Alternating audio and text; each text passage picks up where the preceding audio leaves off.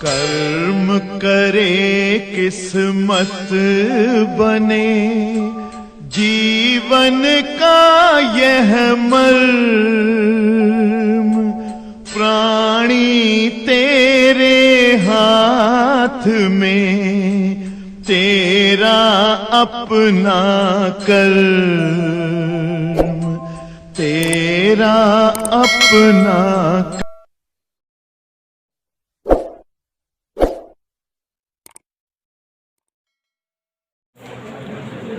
आज से बच्चों अर्धचालक नामक पाठ का रिपीट चलने वाला है।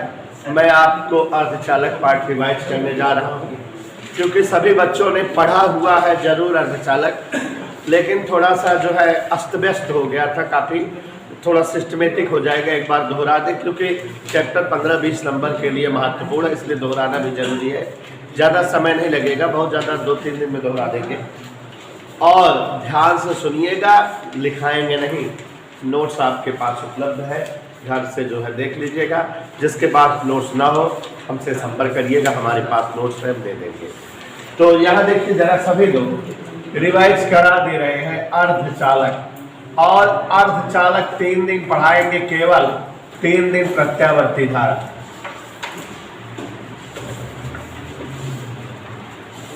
ठीक है। अर्धचालक सेमी कंडक्टर। प्यारे बच्चों, जैसा कि ये चैप्टर कंप्लीटली थ्योरेटिकल है, हर स्टेप अगले वाले स्टेप से जुड़ा हुआ है, तो इसलिए सारे स्टेप समझते हुए चलिएगा। आप जो जो चैप्टर कहोगे दोहरा देंगे, लेकिन पहले हम न्यूमेरिकल दोहरा लेता हूँ। तो देखिए जरा, सबसे पहले आप एक वर्ड जानिए, चालकता। खूब ध्यान लगा करके हमें सुनते जाइएगा।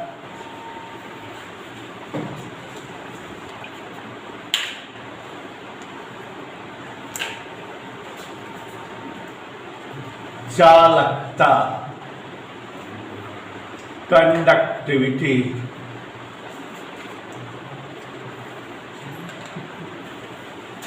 प्यारे साथियों, हर वर्ड की अपनी एक जरूरत है अर्धचालक चैप्टर को पढ़ने या समझने के लिए। चालकता, कंडक्टिविटी, वैसे इसको अक्षर जी से रिप्रेजेंट करते हैं, और सूत्रवत इसकी परिभाषा देनी हो तो चालकता बराबर 1/, प्रतिरोधकता मीन्स प्रतिरोधकता के गुण का व्युत्क्रम चालकता कहलाती है। लेकिन यहाँ थ्योरेटिकल हम लोग कुछ और समझेंगे कि किसी भी पदार्थ या वस्तु में आवेश को बहने देने का जो गुण होता है, उसी गुण को चालकता कहते हैं। कहने का तात्पर्य यह है बच्चों कि अगर ये कोई वस्तु है और इसमें अगर हम एक किनारे पर आवेश रखें और ये वस्तु उस आवेश को इस किनारे से उस किनारे तक पहुंचने देने के लिए अलाउ करे या परमिशन दे, अनुमति दे, तो इसके इसी प्रॉपर्टी को चालकता कहते हैं। तो वस्तुओं में आवेश को प्रवाहित होने देने का जो गुण होता है, उसी गुण को चालकता कहा जाता है। अब बच्चों, दुनिया में बहुत प्रकार की वस्तुएं होती हैं। लोहा, सोना, चांदी, तांबा, पीतल जैसी ठोस वस्तुएं भी होती हैं। उसी तरह से जल, तेल, दूध, डीजल, मिट्टी का तेल, पेट्रोल की तरह से द्रवित वस्तुएं भी होती हैं। Hydrogen, nitrogen, oxygen, chlorine, bromine, iodine की तरह गैसीय वस्तुएं भी होती हैं। तो जब जो है साइंटिस्टों ने चालकता की प्रॉपर्टी समस्त प्रकार के वस्तुओं में खोजने लगे, तो ये दिखाई दिया कि कुछ वस्तुएं ऐसी होती हैं जो आवेश को बहने देने का गुण बहुत ज़्यादा रखती हैं, लेकिन कुछ वस्तुएं ऐसी भी होती हैं जिनमें आवेश को बहने देने का गुण होता ही नहीं है। और कुछ वस्तुएं ऐसी भी होती हैं जो परिस्थितिवश कभी आवेश को बहने देने का गुण रखती हैं, तो कभी आवेश को बहने देने का गुण नहीं रखती। तो इस तरह से हम ये समझ सकते हैं कि चालकता वस्तुओं में जो होती है वो अलग अलग मात्रा और अलग अलग परिस्थिति वाली होती है। और इस आधार पे चालकता के बेस पर या चालकता के आधार पर साइंटिस्टों ने वस्तुओं को 3 भागों में विभाजित कर दिया। On the base of conductivity, materials are divided into 3 parts. There are 3 parts of the substances on the basis of conductivity of electricity। तो विद्युत की चालकता के गुण के आधार पर, चालकता की मात्रा के आधार पर दुनिया के सभी पदार्थ 3 भागों में बांट दिए गए और वे तीनों भाग, या ध्यान से देखिए, चालकता के गुण के आधार पर दुनिया में समस्त पदार्थों को 3 भागों में बांट दिया गया। पहला पदार्थ है चालक, दूसरा पदार्थ है अचालक और तीसरा पदार्थ हुआ अर्धचालक। तो प्यारे बच्चों, चालकता के गुण के आधार पर वस्तुएं 3 प्रकार की हो गई, चालक, अचालक और अर्धचालक। चालक से तात्पर्य है कंडक्टर और अचालक को इंसुलेटर या विद्युत रोधी भी कहा जाता है, या बैड कंडक्टर अचालक है। और अर्धचालक का मतलब होता है सेमी कंडक्टर। और बच्चों, अब हम चालक, अचालक और अर्धचालक, चूंकि दुनिया के सभी पदार्थ चालकता के गुण के आधार पर 3 प्रकार के हो गए, तो इन्हें देखेंगे और समझेंगे क्या है ये। ध्यान दीजिएगा सारे बच्चे।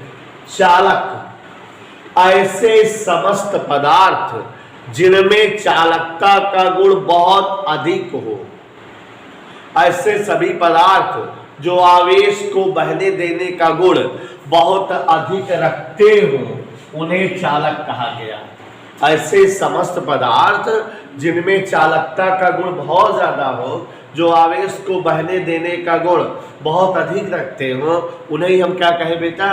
चालक कहे। चालक में समस्त प्रकार की धातुएं चालक होती हैं।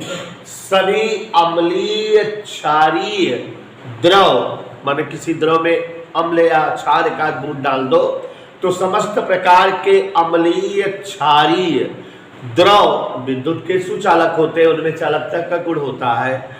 और सभी विद्युत अपघट्य, माने ऐसे पदार्थ जिन्हें हम सेलों में वैद्युत अपघट्य के रूप में प्रयोग करते हो, वे भी विद्युत के चालक होते हैं। जंतुओं का शरीर भी विद्युत का चालक होता है।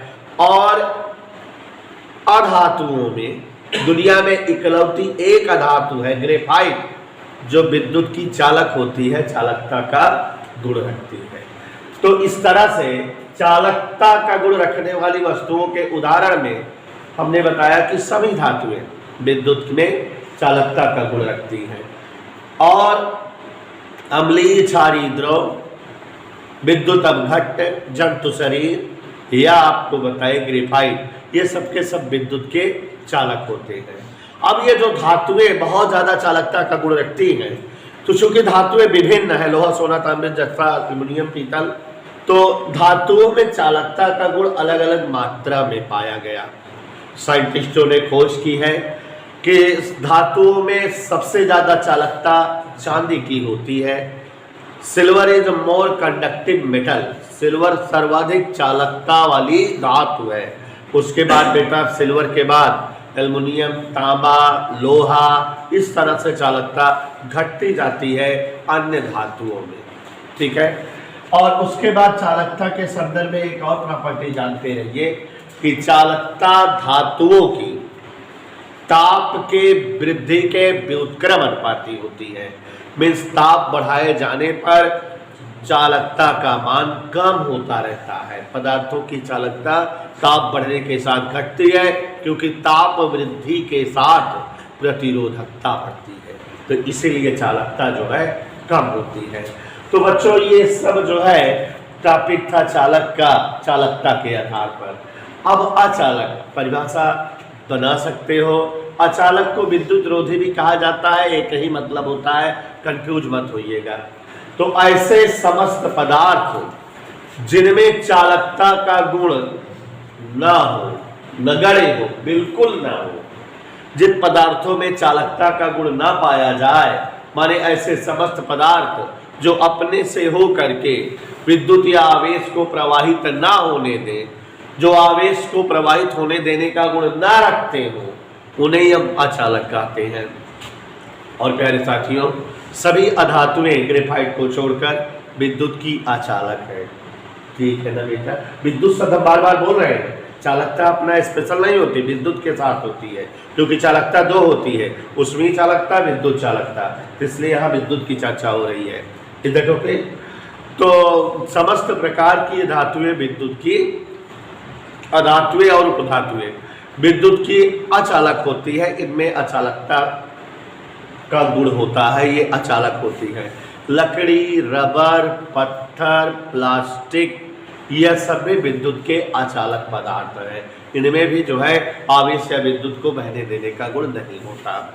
और एक खासियत बेटा कि जो अचालक पदार्थ होते हैं उनमें भी चालकता का गुण ताप बढ़ने के साथ घटता है। चालक और अचालक दोनों पदार्थ ऐसे होते हैं जिनकी चालकता ताप के साथ घटती है। तो इस तरह से बच्चों चालक और अचालक आप जो है समझ गए चालकता के आधार पर। ऐसे विशेष पदार्थ जिनकी चालकता चालक और अचालकों के मध्य हो। दो तीन परिभाषा ध्यान दीजिएगा।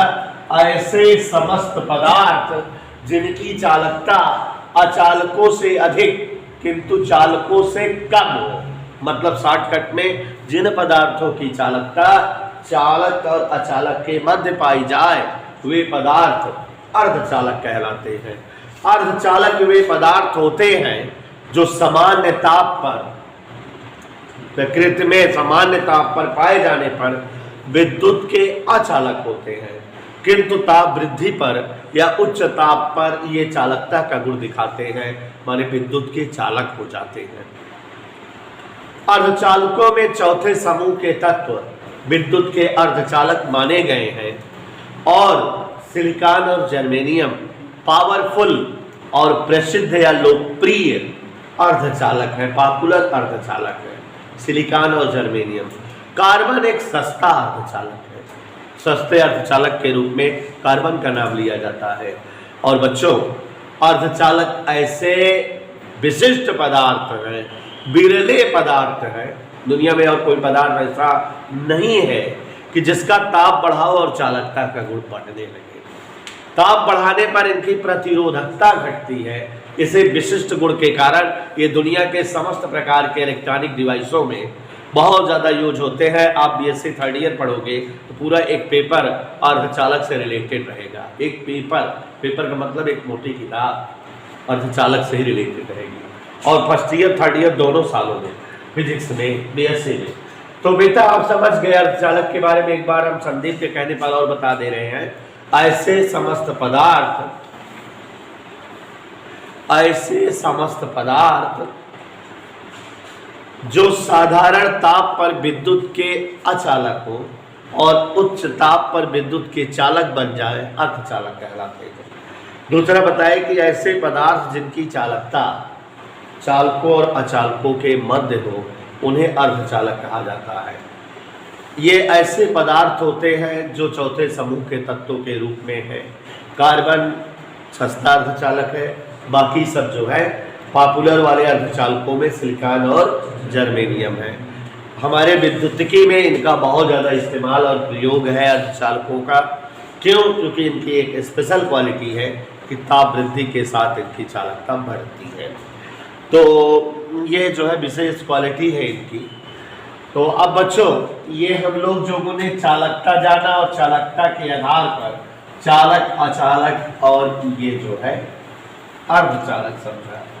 अब आज आपको एक ऐसा टॉपिक बताने जा रहे हैं जो कई बार एग्जाम में पूछा गया है और आप लोगों को थोड़ा सा क्लियर भी हो जाएगा। हम पढ़ाए जरूर है लेकिन हमको पता है कि हमारे कौन से बच्चे को क्या ज़्यादा क्लियर है।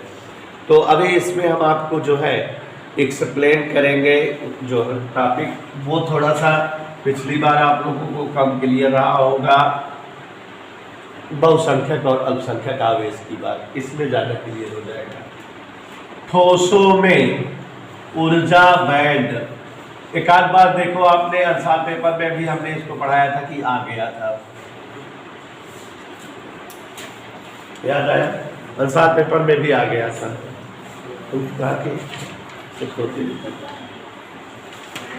ऊर्जा बैंड, प्यारे साथियों ऊर्जा बैंड क्या है? एक्चुअली बेटा हम लोगों ने स्पेक्ट्रम तथा परमाणु की संरचना वाले चैप्टर में पढ़ा कि कोई भी इलेक्ट्रॉन किसी भी परमाणु की किसी भी कक्षा में यदि चक्कर करता है या चक्कर कर पाता है तो उसको एक निश्चित मात्रा के ऊर्जा की आवश्यकता होती है। और आपने यह भी देखा था कि अगर हाइड्रोजन चाचा हो, हाइड्रोजन चाचा जानते हो बहुत विशेष पदार्थ है, आवर्त सारणी में इनका स्थान ही क्लियर नहीं था। पहले समूह में भी रखे जाते थे उठा के और 7वें समूह में भी रखे जाते थे, क्योंकि इनकी एक खास क्वालिटी है, ये एक इलेक्ट्रॉन त्याग करके भी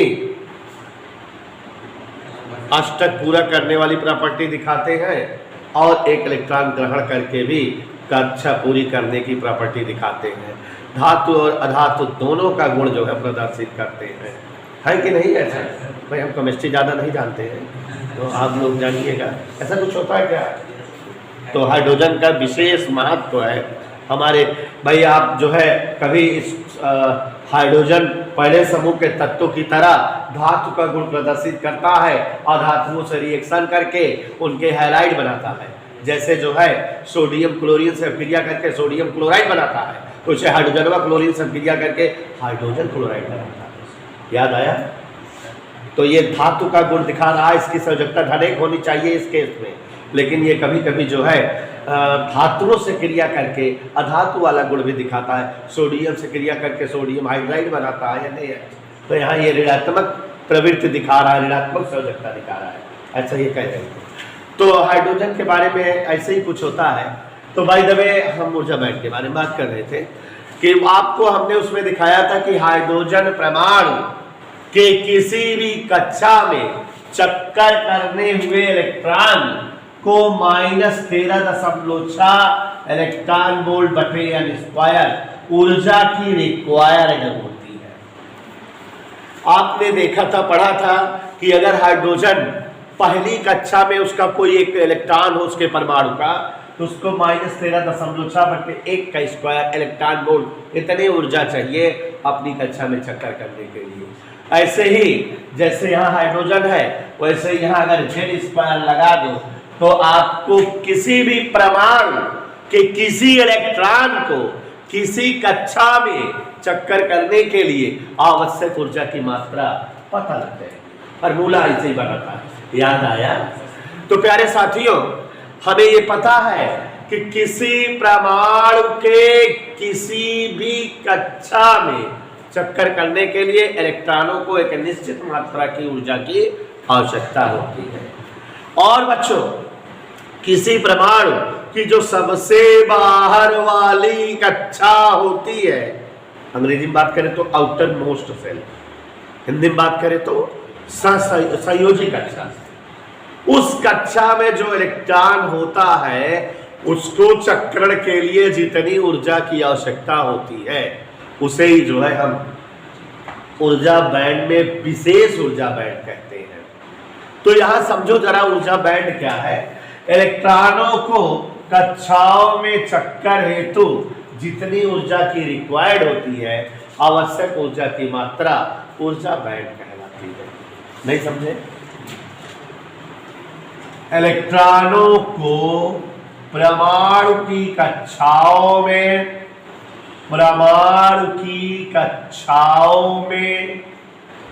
चक्कर करने हेतु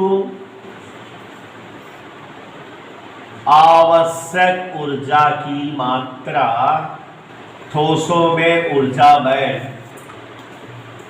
कहलाती है।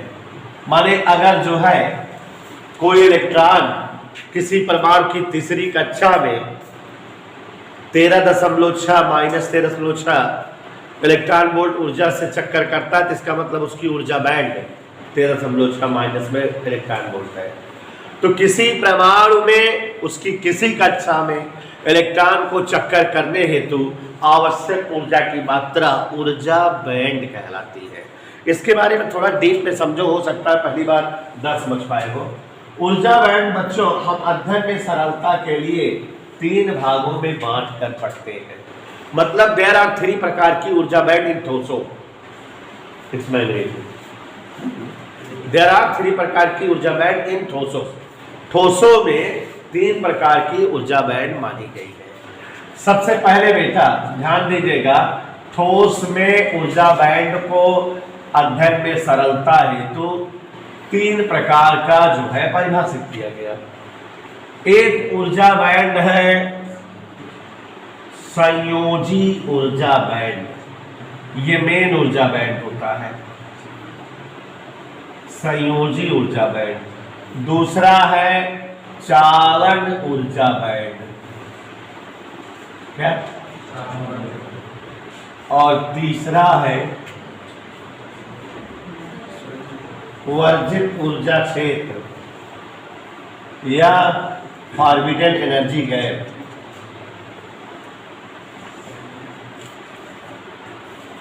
देयर आर 3 प्रकार का ऊर्जा बैंड, संयोजी ऊर्जा बैंड, चालन ऊर्जा बैंड, वर्जित ऊर्जा क्षेत्र या फॉरबिडन एनर्जी गैप। आपको बताना चाहेंगे, ध्यान से सुनिएगा, समझिएगा। वर्जित ऊर्जा, संयोजी ऊर्जा बैंड, चालन ऊर्जा बैंड और वर्जित ऊर्जा क्षेत्र में यहां जो है संयोजी ऊर्जा बैंड को E सफिक्स V से लिखा जाता है, वैलेंट एनर्जी बैंड। चालन ऊर्जा बैंड को E suffix C conductive energy band और वर्जित ऊर्जा क्षेत्र को E सफिक्स G से प्रदर्शित करते हैं। ये जानिए क्या है। कोई भी परमाणु अपने का इलेक्ट्रॉन उस परमाणु की सबसे बाह्यतम कक्षा में, मतलब और शॉर्टकट में बोले, कोई भी इलेक्ट्रॉन किसी परमाणु के संयोजी कक्षा में, आउटर मोस्ट सेल में चक्कर करने के दौरान जितने ऊर्जा की आवश्यकता महसूस करता है, माने जितने ऊर्जा की उसको आवश्यकता हो, ऊर्जा की वही मात्रा उस इलेक्ट्रॉन की संयोजी ऊर्जा band, valent energy band E suffix V कहलाती है। संयोजी ऊर्जा बैंड किसी भी परमाणु का इलेक्ट्रॉनों से भरा होता है। क्योंकि जो है परमाणु के संयोजी क्षेत्र में इलेक्ट्रॉन जरूर रहेंगे। इसको ऐसे बनाया जाता है।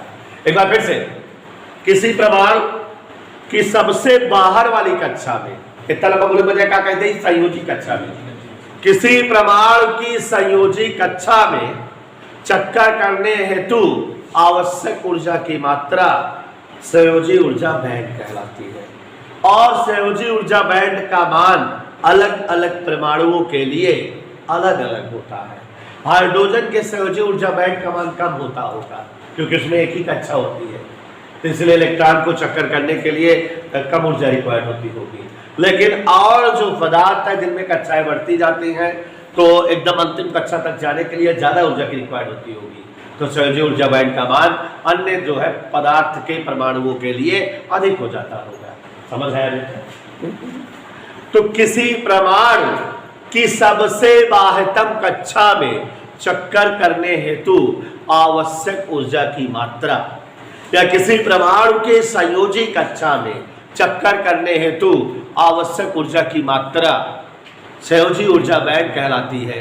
इसे E सफिक्स V से लिखते हैं और यह इलेक्ट्रॉनों से भरा होता है, इसमें इलेक्ट्रॉन्स होते हैं। Is that okay? क्लियर? और बच्चों जानते हो कि जब जो है परमाणु की जो आखिरी कक्षा में चक्कर करता हुआ इलेक्ट्रॉन है, वो उस कक्षा में चक्कर कर रहा, लेकिन उसकी ऊर्जा बढ़ेगा तो परमाणु को कक्षाओं को त्याग करके बाहर हो जाएगा कि नहीं? और जब परमाणु से बाहर हो जाएगा तो फिर वो जो है चालकता का गुण दिखाने लगेगा, क्योंकि वो आवेश वाहक का काम करने लगेगा।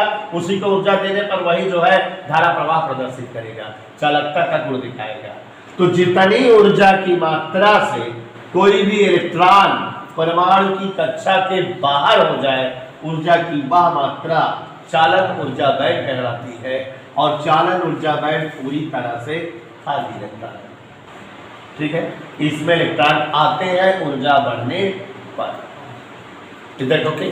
और बच्चों किसी परमाणु के लिए संयोजी ऊर्जा बैंड और चालन ऊर्जा बैंड का जो ऊर्जा अंतर होता है उसे हम वर्जित ऊर्जा क्षेत्र या एनर्जी गैप कहते हैं, forbidden energy gap. Is that clear बच्चों? माने अगर जो है किसी इलेक्ट्रॉन को 12 जूल एनर्जी चाहिए उसकी संयोजक कक्षा में चक्कर करने के लिए, तो माने उसकी जो है संयोजी ऊर्जा बैंड की मात्रा 12 जूल है। और अगर कोई इलेक्ट्रॉन उस परमाणु से बाहर निकल जाता है, चालकता गुण दिखाता है 16 जूल ऊर्जा पर, तो इसका मतलब उसकी चालन ऊर्जा बैंड 16 जूल है। तो उस परमाणु की चालन ऊर्जा बैंड 16 जूल है क्योंकि वो 16 जूल ऊर्जा पाने पर चालकता दिखाने लगता है। और उसी परमाणु की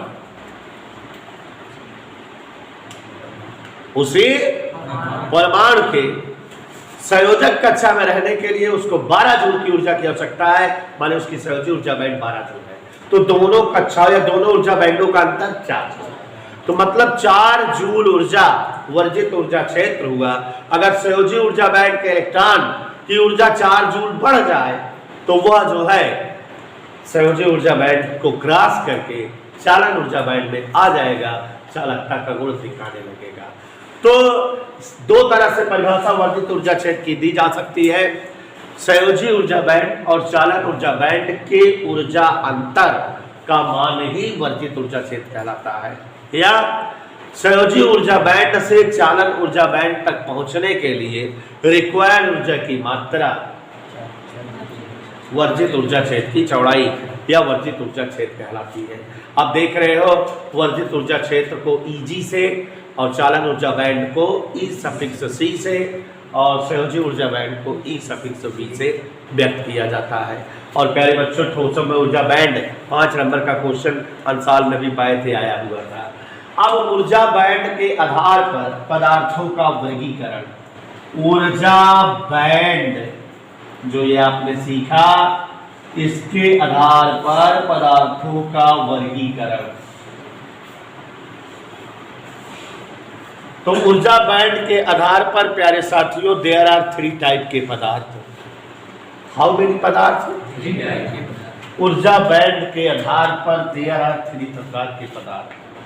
कुछ पदार्थ देखा गया साइंटिस्टों के हिसाब से ऐसे थे कि जिनके चालन ऊर्जा बैंड की चौड़ाई और संयोजी ऊर्जा बैंड की चौड़ाई लगभग समान थी और वर्जित ऊर्जा क्षेत्र की चौड़ाई कम थी।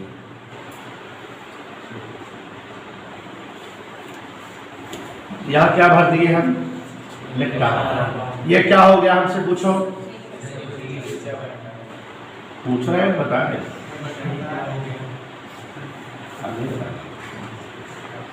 ये क्या है? Energy gap. ये क्या है? पक्का। तो ऐसे कुछ पदार्थ दिखे, ऐसे कुछ पदार्थ दिखे जिनके चालन ऊर्जा बैंड और संयोजी ऊर्जा बैंड की चौड़ाई लगभग समान थी और वर्जित ऊर्जा क्षेत्र की चौड़ाई बहुत कम थी। तो इस पदार्थ में संयोजी ऊर्जा बैंड के जो इलेक्ट्रॉन थे उनकी ऊर्जा थोड़ी बहुत बढ़ जाती थी। तो जब उनकी ऊर्जा वर्जित ऊर्जा क्षेत्र की चौड़ाई के बराबर हो जाती थी तो उसको क्रॉस करके चालन ऊर्जा बैंड में आ जाते थे, चालकता गुण दिखाने लगते थे और ऐसे पदार्थ विद्युत के चालक पदार्थ कहलाए। यस पालना समझे? ऐसे समस्त पदार्थ जिनमें चालन ऊर्जा बैंड और संयोजी ऊर्जा बैंड की चौड़ाई लगभग समान हो, चालन ऊर्जा बैंड और संयोजी ऊर्जा बैंड की चौड़ाई लगभग समान हो, वर्जित ऊर्जा क्षेत्र की चौड़ाई बहुत कम हो, तो इस तरह के पदार्थों में संयोजी ऊर्जा बैंड के इलेक्ट्रॉनों को थोड़ी बहुत ऊर्जा मिलने पर यदि उनकी ऊर्जा वर्जित ऊर्जा क्षेत्र की चौड़ाई से अधिक हो जाए तो वे वर्जित ऊर्जा क्षेत्र को क्रॉस करके चालन ऊर्जा बैंड ले आ जाते हैं, चालकता गुण दिखाने लगते हैं आसानी से और वंशवा ऐसे पदार्थ विद्युत के बोल दे चालक कहलाते हैं। ऐसे पदार्थ क्या कहलाते हैं? दूसरे ऐसे भी पदार्थ थे ऊर्जा बैंड के आधार पर जिनमें चालकता या चालन ऊर्जा बैंड की चौड़ाई बहुत ज्यादा थी और संयोजी ऊर्जा बैंड की चौड़ाई उसकी अपेक्षा कम। और वर्जित ऊर्जा क्षेत्र की चौड़ाई बहुत ज्यादा थी। तो कुछ पदार्थ ऐसे भी पाए गए जिनमें चालन ऊर्जा बैंड की जो है चौड़ाई बहुत ज्यादा थी सहजी ऊर्जा बैंड की अपेक्षा। वर्जित ऊर्जा क्षेत्र की भी चौड़ाई अधिकतम थी। तो यहाँ सहजी ऊर्जा बैंड के इलेक्ट्रॉनों की ऊर्जा कभी उतनी नहीं बढ़ पाती जितना कि ये वर्जित ऊर्जा क्षेत्र की चौड़ाई है, और इस कारण सहजी ऊर्जा बैंड के इलेक्ट्रॉन इस तरह के पदार्थों में वर्जित ऊर्जा क्षेत्र को क्रॉस करके चालन ऊर्जा बैंड में नहीं आ पाते, चालकता को नहीं दिखा पाते। ऐसे पदार्थ विद्युत के अचालक पदार्थ कहलाए। ओके ओके, मतलब अल्कनेट। तो ऐसे भी कुछ पदार्थ ऊर्जा बैंड के आधार पे थे कि जिनमें जो है वर्जित ऊर्जा क्षेत्र की चौड़ाई चालक और अचालक के मध्य थी। माने कुछ ऐसे भी पदार्थ थे जिनमें वर्जित ऊर्जा क्षेत्र की चौड़ाई चालकों से अधिक और अचालकों से कम था। मारे अमन के बदमा ये चालन ऊर्जा बैंड, ये वर्जित ऊर्जा क्षेत्र,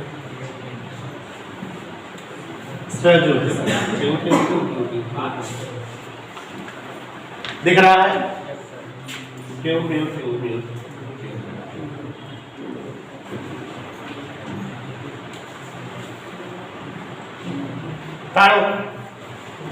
ताड़ लिया। ऐसे पदार्थ जिनमें वर्जित ऊर्जा क्षेत्र की चौड़ाई तड़ चालकों से अधिक, इसमें से ज्यादा है कि नहीं? अचालकों से कम, इससे कम है कि नहीं? माने ऐसे पदार्थ जिनमें वर्जित ऊर्जा क्षेत्र की चौड़ाई चालक और अचालक के मध्य, ऐसे पदार्थ अर्धचालक पदार्थ कहलाए।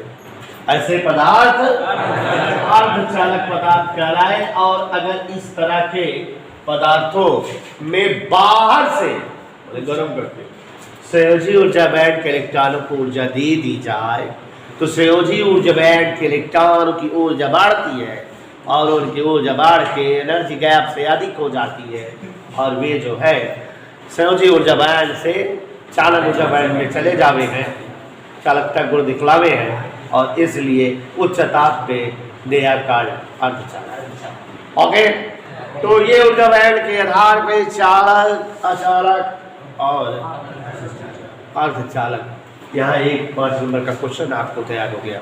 और बच्चों थोड़ा सा जान लीजिए, बेइज्जती पसंद बात है।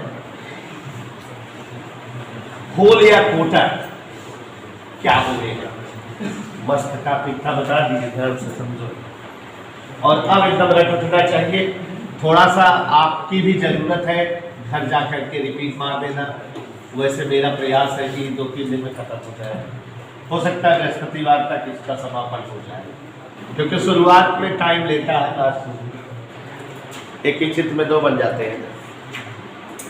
तो गौर फरमाइएगा आप लोगों को थोड़ा सा। होल या कोटर अभिधारणा क्या बेटा? चलिए, और इसके कहने पर हम आपको दिखा रहे हैं ऊर्जा बैंड की सकल अर्धचालक की।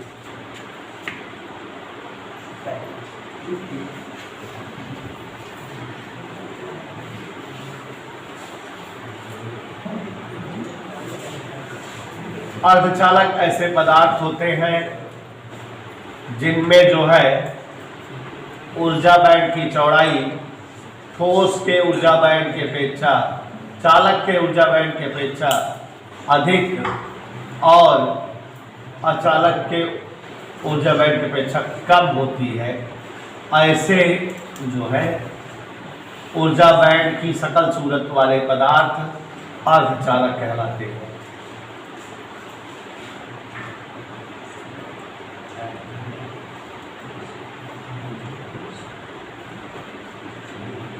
ऐसे, ठीक है।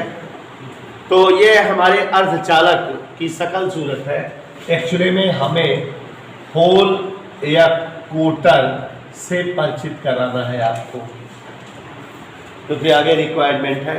और फिर उसके बाद आपको जो है अल्पसंख्यक मेजॉरिटी चार्ज कैरियर मिनरिटी चर्च के लिए। ओके, ध्यान दीजिएगा, हमसे कितने बार टोकते बार पढ़ा आना चाहिए, गौर फरमाइएगा। देखो बच्चों, जैसा कि अभी बताए कि अगर अर्धचालक पदार्थ को बाहर से ऊर्जा दे दी जाए, बोले तो गर्म किया जाए, तो संयोजी ऊर्जा बैंड के जो इलेक्ट्रॉन्स हैं उनकी ऊर्जा बढ़ती है, और अगर उनकी ऊर्जा एनर्जी गैप की ऊर्जा के बराबर बढ़ जाए तो वो एनर्जी गैप को क्रॉस करके इसमें आ जाते हैं। यही तो होता है। तो जब ऊर्जा दी जावे है अर्धचालक को, अर्धचालकों को ऊर्जा दी जावे है, और किसी संयोजी ऊर्जा बैंड के किसी इलेक्ट्रॉन की ऊर्जा इतनी ज्यादा बढ़ जाए कि उसकी ऊर्जा एनर्जी गैप के बराबर बढ़ जाए, तो वो अपना स्थान छोड़ करके एनर्जी गैप को क्रॉस करके चालन ऊर्जा बैंड में आ जाएगा कि नहीं। और इस प्रकार संयोजी ऊर्जा बैंड में एक इलेक्ट्रॉन की रिक्तता गैप बन जाएगी, खाली स्थान, एक कुर्सी खाली हो, ये इलेक्ट्रॉन बैठा रहा, सभा होत रही और लालीपाप का दिखान तो खाना खाए भी ना, एक जौना कुर्सी खाली हो जो करे जगह ला रहा वाला तो एक इलेक्ट्रॉन जब जो है संयोजी ऊर्जा बैंड के इलेक्ट्रॉन की ऊर्जा बढ़ी और वो जो है एनर्जी गैप को क्रॉस करके चालन ऊर्जा बैंड में चला गया, तो संयोजी ऊर्जा बैंड में साफ साफ एक इलेक्ट्रॉन के रहने की जगह पकड़ का कुछ संयोजी ऊर्जा बैंड के एक इलेक्ट्रॉन की कुर्सी खाली हो गई, माने एक इलेक्ट्रॉन रहने की व्यवस्था बन गई, एक इलेक्ट्रॉन की रिक्तता बन गई, एक इलेक्ट्रॉन की कमी दिख रही है। इलेक्ट्रॉन की कमी मीन्स धन आवेश, तो यहाँ एक धन आवेश बन गया, और ये जो इलेक्ट्रॉन की एक कमी बनी, इलेक्ट्रॉन को भाग जाने से स्थान छूट गया, रिक्तता बन गई, वैकेंट प्लेस बन गया, धन आवेश बन गया, इसी को होल या कूटर कहा जाता है। होल कहो या कूटर कहो अर्धचालक की भाषा में। यहाँ एक होल बन गया, एक जगह बन गई इलेक्ट्रॉन रखने की। और अब संयोजी ऊर्जा बैंड कि किसी और इलेक्ट्रॉन की अगर जैसे यहाँ वाले की ऊर्जा बढ़े तो यह भी अपना स्थान छोड़ करके चालन ऊर्जा बैंड पहुंच जाएगा, एक और होल या कूटर बन जाएंगे। इस दैट क्लियर? और अगर संयोजी ऊर्जा बैंड के जो और इलेक्ट्रॉन बैठे हैं इसके पीछे वगैरह है, वो अपना स्थान छोड़ के इस खाली स्थान में आ जाए तो यहाँ होल या कूटर जो था वो समाप्त हो जाएगा। इलेक्ट्रॉन की खाली जगह जो है खत्म हो गई, लेकिन इलेक्ट्रॉन की खाली जगह यहाँ बन गई। यहाँ कोई और इलेक्ट्रॉन अगर अपना स्थान छोड़ करके इस जगह पे पहुंच जाए तो ये वाला होल या कूटर समाप्त हो जाएगा और इलेक्ट्रॉन की खाली जगह यहाँ बन जाएगी, एक खाली कुर्सी या वैकेंट प्लेस यहाँ बन गया। तो इस तरह से आप देखोगे कि संयोजी ऊर्जा बैंड का कोई इलेक्ट्रॉन ऊर्जा बढ़ जाने के कारण जब जो है वर्जित ऊर्जा क्षेत्र को क्रॉस करके चालन ऊर्जा बैंड में पहुंचकर चालकता गुण दिखाता है, तो उस दौरान संयोजी ऊर्जा बैंड में उसके चले जाने से एक इलेक्ट्रॉन की कमी या वैकेंट प्लेस बन गया है। उसी एक इलेक्ट्रॉन की जो कमी प्राप्त हुई है उसे ही हम होल या कूटर कहते हैं। और अगर इस कमी को पूर्ण करने के लिए संयोजी ऊर्जा बैंड का कोई दूसरा इलेक्ट्रॉन उस स्थान पर आ जाता है तो वहाँ जो है बनी कमी होल या कूटर के रूप में इलेक्ट्रॉन की जो कमी थी वो समाप्त हो जाती है, लेकिन संयोजी ऊर्जा बैंड के किसी दूसरे स्थान पर जो है होल या कूटर बन जाता है। और इस तरह से संयोजी ऊर्जा बैंड में एक बार होल यहाँ, एक बार यहाँ, एक बार यहाँ, एक बार यहाँ, माने संयोजी ऊर्जा बैंड में हमें होल या कूटर गतिशील दिखते हैं। और होल या कूटर क्या है? इलेक्ट्रॉन कमी। होल या कूटर क्या है? धनावेश। तो यहाँ धनावेश गतिशील है और आवेश की गति से आप जानते हो धारा बनती है। तो इस तरह से यहाँ संयोजी ऊर्जा बैंड में होल या कूटर के प्रवाह से धारा प्राप्त होने लगती है, और ऐसी धारा को होल या कूटर के प्रवाह से बनी धारा को हम लोग जो है होल या कूटर धारा या बच्चों होल धारा या केवल कूटर धारा कहते हैं। तो इस तरह से ये होल धारा हो गई या कूटर धारा हो गई। तो आप समझ रहे हो कि आज की क्लास में हमने एकदम जीरो लेवल से